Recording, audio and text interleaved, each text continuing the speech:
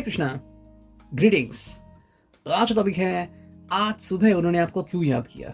ठीक है, हमारे सामने हैं तीन objects, love messages, tarot and Oracle, Fortune cookies. ठीक है, तो सबसे पहले हम देखते हैं कि टैरो से हमें क्या रीडिंग मिलती है।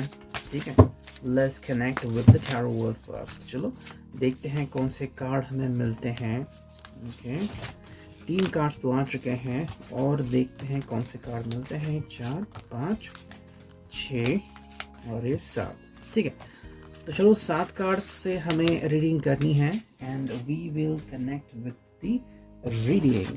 ठीक है, चलो देखते हैं। 1 2 3 4 5 6 7। तो यहाँ पे 7 कार्ड्स आ चुके हैं and let's now connect with the reading here. Okay, so let's focus on that. देखो, पहला जो कार्ड आ गया है वो है 8 of coins, as you can see, यानी कि टॉरस, वर्गो, कैप्रिकॉर्न। ठीक है, भी आ गया है अर्थ साइन। और इसमें जो हम बात समझ रहे हैं, अंडरस्टैंड कर रहे हैं, वो क्या है, कहीं ना कहीं पर्सन अपने भविष्य के बारे में सोच रहा है, अपने इन्वेस्टमेंट के बारे में। इन्वेस्टमेंट वो नहीं है कि पैसे कितने इन्वेस्ट करनी, इट्स लाइक कि भाई जो मूवमेंट वो आपको देना चाहते हैं, क्या वो दे पा रहे हैं। ये ऐसा तो नहीं हो रहा कि अपने काम में बिजी होने के कारण आपकी तरफ ध्यान नहीं दे पा रहे। तो somewhere something is not happening over there, जिसके बारे में वो ज़्यादा सोच रहे हैं कि वो आपको ज़्यादा समय दे पाए। ठीक है, आपके साथ ज़िंदगी में आगे बढ़ते चले जाएं एंड आप उन्हें समझ पाए। ठीक है, तो जो भी चीज़ अभी करना चाहते हैं उसका फोकस जो है वो आपके ऊपर करना चाहते हैं। सेकेंड जो कार्ड में दिख रहा है वो है 2 ऑफ कॉइन्स, अगेन टॉरस और कैप्रिकॉर्न। इसका जो मतलब है कि भाई ये आपको बिल्कुल भी भूले नहीं हैं, आप उनके दिल में ही हो। बस बात ऐसी है कि कहीं ना कहीं पे उनको एडजस्टमेंट करनी पड़ती है। जैसे कि अभी कभी मे बी आपको लग रहा है कि आईटी में है, 5 डेज का जॉब है, अचानक आज कहीं पे अगर उनको कॉल आ गया कि भाई आपको ऑनलाइन आना है, मीटिंग अटेंड करनी है, फिर किसी काम की वजह से किसी फ्रेंड ने अर्जेंट बुलाया है, तो ये सब बातें उनको अरेंज करनी पड़ती हैं। तो ऐसा नहीं कि आपकी तरफ ध्यान नहीं देते, ध्यान देते, लेकिन कहीं ना कहीं पे कुछ और भी बातें होती है जो इनका ध्यान खींचती है, चाहे वो चाहते हो ना चाहते हो।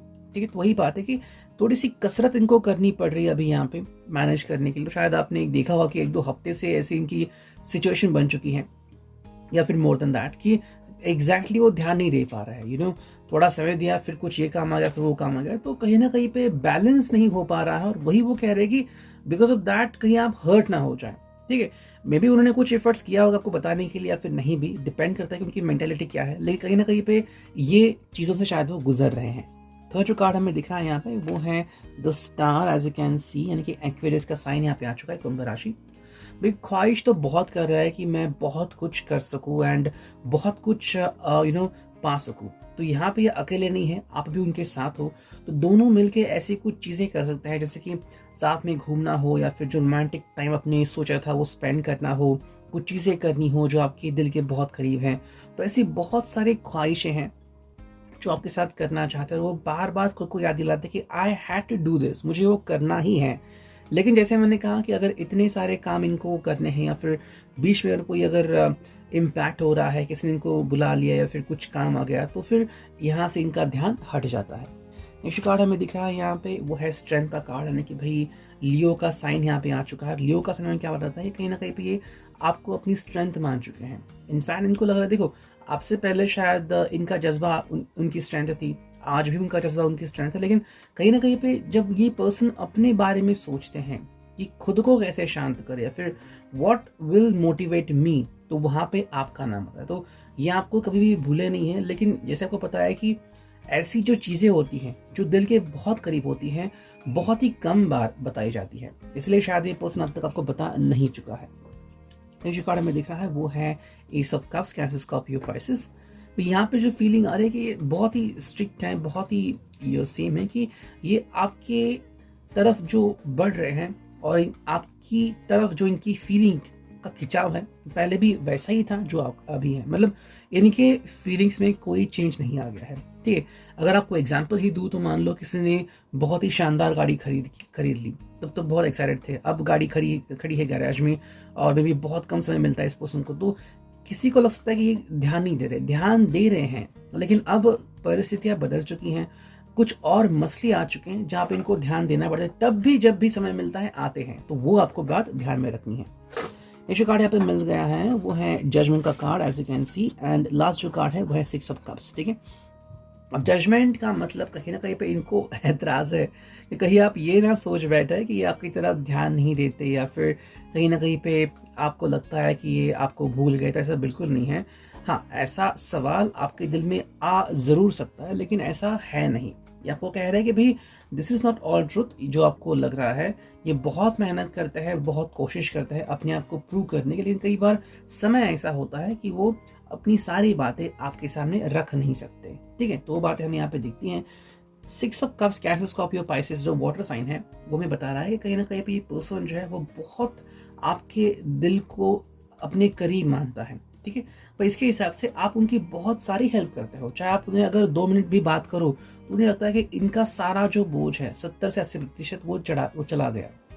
वरना फिर ऐसा कौन है दुनिया में कि भी जो इनसे बात करे और इनकी जो फीलिंग है वो बाहर निकाले। ठीक है, देखो फैमिली अपनी जगह पे है, कई बार हम फैमिली को डिस्टर्ब नहीं करना चाहते, फ्रेंड्स भी हमेशा हमसे बात करते हैं, ऐसा नहीं है, लेकिन जिसको हम बहुत ज़्यादा चाहते हैं, एक उम्र होती है, फिर एक मोमेंटम जज्बा होता है।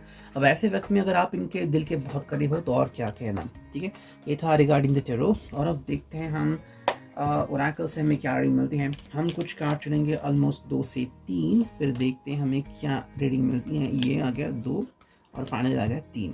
ठीक है, तो चलो देखते हैं तीनों का मतलब क्या है यहाँ पे। चलो मैं रखता हूँ यहाँ पे। पहला जो कार्ड यहाँ पे आ चुका है, I hope you could see that. ठीक है, थोड़ा सा मैं जूम इन करता हूँ। देखो ये है लव। ठीक है, ये आज भी आपसे प्यार करते हैं, प्यार करना इन्होंने भूला नहीं है। This person has love all about you.